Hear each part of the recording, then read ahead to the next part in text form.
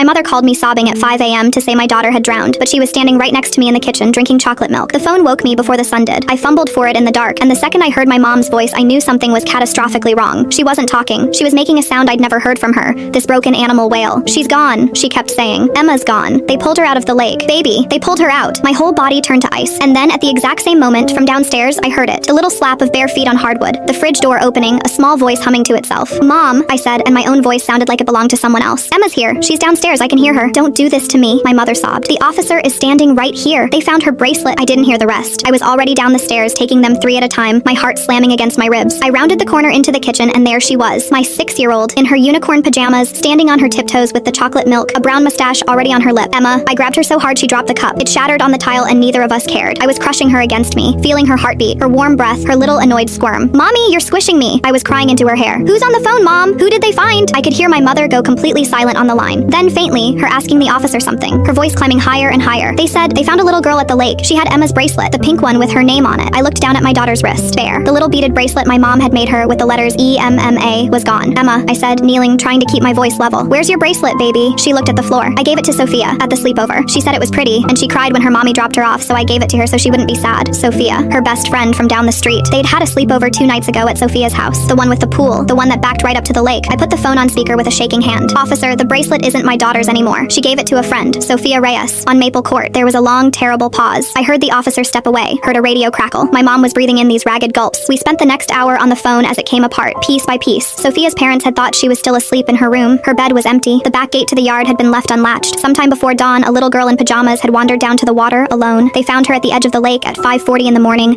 wearing a pink beaded bracelet that said Emma. That's why they'd called my mother. That's why for 11 unbearable minutes my daughter was dead. Emma didn't understand what was happening. She just knew everyone was crying. She kept tugging my sleeve. "Is Sophia okay? Can she come over? I can make her unsad again." I couldn't answer her. I just held her. Sophia was 7. She was scared of the dark, and she loved my daughter more than anyone outside her own family. She'd cried at drop-off because she missed her mom, and my Emma, my kind, impossible, generous kid, had given away the one thing that was hers to make her friend feel better. And that small act of love was the only reason a stranger's phone call had gutted the wrong mother first. When it all sank in, when Emma finally understood that her friend wasn't coming over ever, she went very quiet. Then she looked up at me with her whole face crumpling. "It was my bracelet," she whispered. "They thought it was me because it had my name." "Baby, no. This is not your fault. You did a good thing. You gave your friend something because she was sad. But she went to the lake." Her voice was so small. "Maybe if I didn't give it to her." "Emma, look at me." I held her face in my hands. "Nothing you did caused this. You loved your friend. Loving someone is never wrong." She cried herself out against my chest, and I held her the way I'd wanted to hold her from the second the phone rang. I walked to Sophia's house that afternoon. Her mother opened the door with a face I'll never forget. I didn't have words. I just handed her the little pink bracelet the officer had returned, and we stood in her doorway and held each other. 2 mothers, one of us impossibly lucky, and neither of us letting go.